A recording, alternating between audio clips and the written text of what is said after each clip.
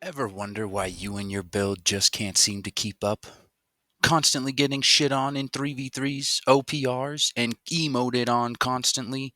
Well, maybe it's because you haven't discovered the Gorgonite items. Here, let me show you. So, in every city or settlement, you're going to have the outfitting station. Go over to the outfitting station. We're kind of skipping a step, but don't worry, I'm going to go back to it. But these are the Gorgonite items. Yes, they are ridiculously expensive. Yes, you have to sacrifice real life relationships to make these items. It's true. But you do get the option to fully custom craft every single thing that you would like on these items. So, if you wanted to put absolutely any, within a very specific amount of things, you can almost put absolutely every combo on there. So, whether you want to do your fire staff, it's for your ice gauntlet, you want health, you want some lightning harnessing, every single thing you can do. You don't need to do the Azoth, you'll get all the rolls. You can choose every single perk that is on the Gorgonite gear. So this is how you craft that BIS set, because you truly do get to pick every single piece. I would say some are more important than others. There definitely are some pieces that you can get BIS pieces without crafting the Gorgonite for a couple things, but definitely some things like jewelry, particularly I think for the amulet. I think that's one of the most important ones to get a Gorgonite for, so that you can get all the perks you want. Earring, I would say, is probably the least important in terms of jewelry. It is pretty easy to get the combo that you want, whether it's fortifying toast and refreshing toast with nimble, or you want healthy toast with refreshing toast and purifying heart rune, whatever you want. The earring does kind of seem to be the one that's lower on my list. But you can go through for all of these pieces. These are light and medium in the outfitter station here. They require all of the same materials for every single setting. As you can see, prismatic cloth, prismatic leather, prismatic ingots. Then you're going to need your prismatic scarab, your gorgon essence, and a matrix. And that's going to be consistent for all of these. And then for the jewelry, it's just ingots. You do require 2 jewelry matrices, and then these prismatic jewelry accessories, which just cost like 1 or 2, I believe, a couple ingots. Anyways, starting from the beginning, you won't be able to see any of these items in here unless you have the Gorgon Essence. The Gorgon Essence is what is going to populate all of this in your outfitter station. So, probably the most important thing to do would be to figure out how to make that Gorgon Essence. Okay. We are at the Arcane Repository.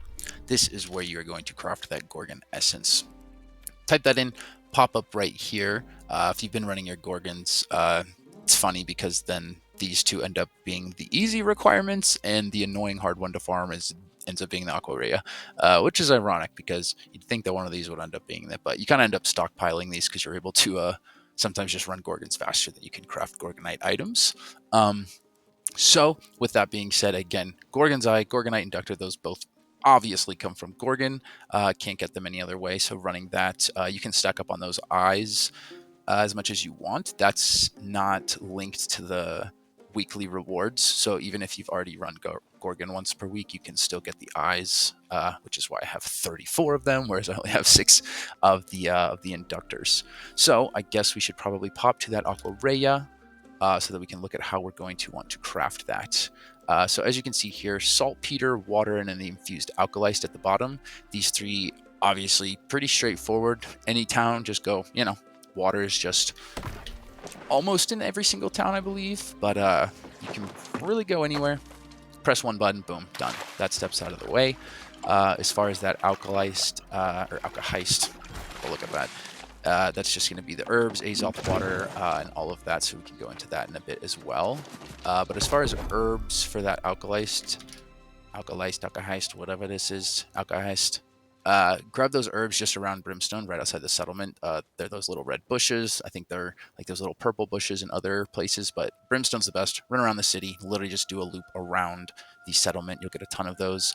And then as far as Azoth water, the best place to farm Azoth water is going to be down here in Reek Water around this swampy area. And again, we'll go more in depth into that, just kind of giving a brief overview of those for now. So again, let's pull up that Aquareia and go through that again. So Alkahist, that's going to be the Azoth water herbs. Water, simple. Saltpeter, pretty random resource. I think it's a weird resource for sure. There's one cave in the very beginning that you can just get a butt ton of this from. There's a lot in there, but definitely a random weird resource to be required in here. I don't even know why this is in the game, to be honest, but it is. But that takes, literally just a couple seconds to farm, which we can go into depth more. But these are most likely going to be the ones that you're missing as far as going for crafting that Gorgon essence. And you do need 3 of the Aquareyas to craft the Gorgon essence. So you basically just want to triple these requirements. So obviously we're going to need 9 alkahest, 30 water, 60 saltpeter, 3 rivercrest flowers, 6 blight root flowers. So I am going to go ahead and show you guys the best place to go and farm those. Oh, hey. You may have noticed that I looking a little fresher than the last time you saw me. Oh, well, why is that? It's 'cause I got my harvesting luck on. Make sure you throw that harvesting luck on when you come out here to grab those flowers. Whether you got random gear like me, whether you want to make the whole 725 set, it's super cheap to go make those ethereal sets. You're like definitely trolling if you don't. So I'm trolling right now, but that's okay. This one's not too big of a deal. You're able to get these flowers pretty easily. But if you do have those 725 ethereal ones, if you're on the seasonal servers, obviously that's going to give you the highest luck. But across the board, all your pieces want your highest harvesting luck, and then that piece on your amulet is going to give you that biggest buff. So super important to have that amulet.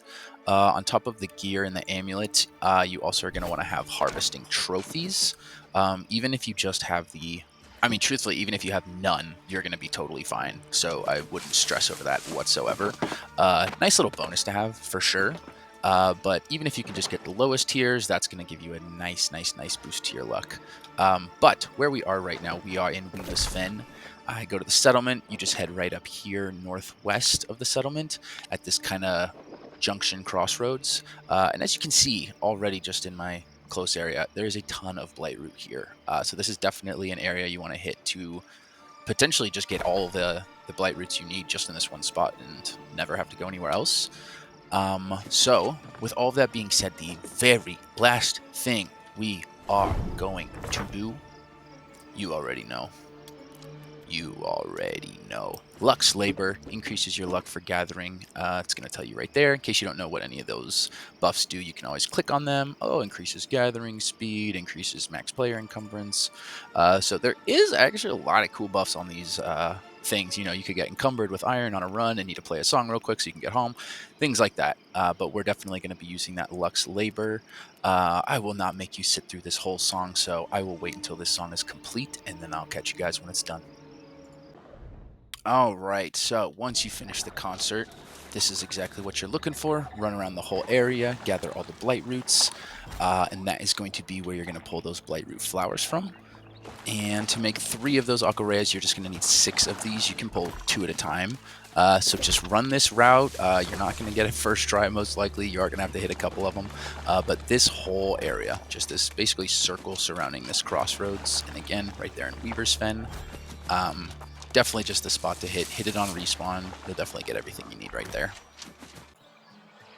All right, yes, your boy's still looking fresh as hell in the Harvester's outfit.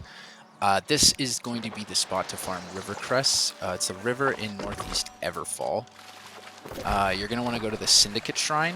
The Syndicate Shrine is in the northeast right here, and teleport here, and all you're going to do is run this river, and just north to south, run this whole thing, and you're going to have, I think there's like 11 rivercrest flowers here or something.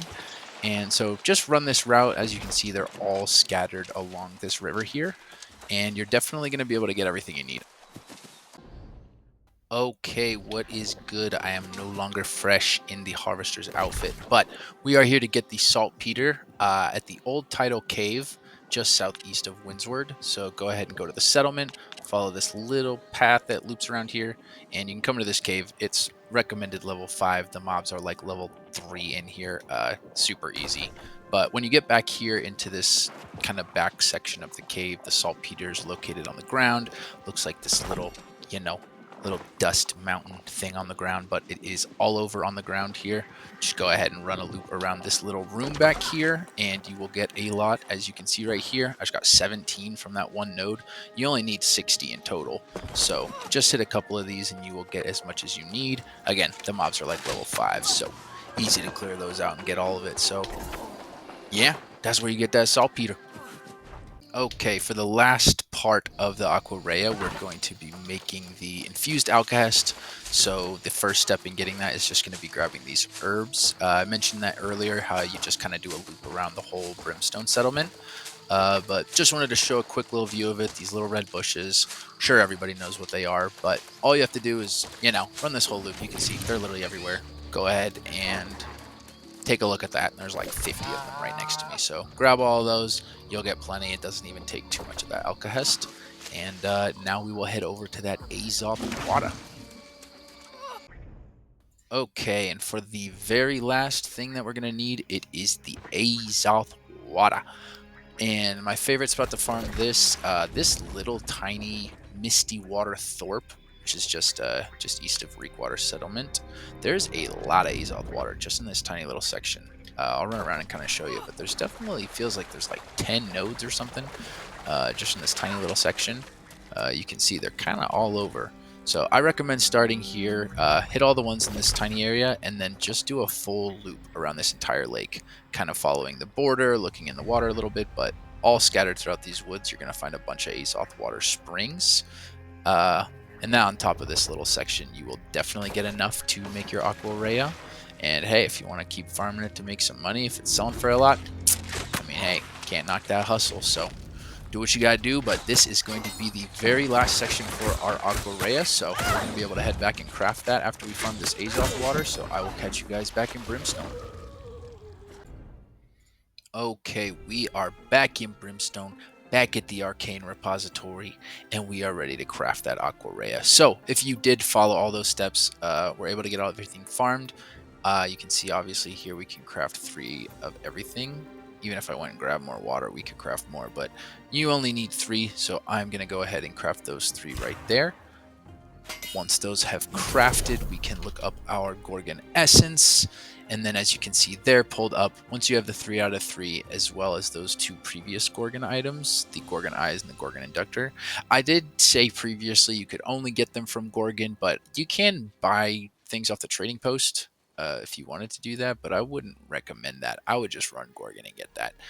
But once you have all of that farmed, we are able to craft our Gorgon essence, and bada bing, that is going to allow us to see that entire population of all of those items and actually allow us to craft them. And that's going to wrap it up for the first episode out of the Gorgonite series. It's obviously going to take a lot to kind of go through everything in here, but we can pull those items back up and take a look. But you can see now that, 1 out of 6, we got it done, and we got the Gorgon essence. But I will be making videos going over how to make every single step of this. I just figured I'd start with the Gorgon essence and kind of go over the basics of it, because that's the core component to even see these items. So it just made sense to kind of start with that. But I appreciate you tuning in. This has been the PvE GOAT Bo King, and I will catch you guys in the next video. Peace out.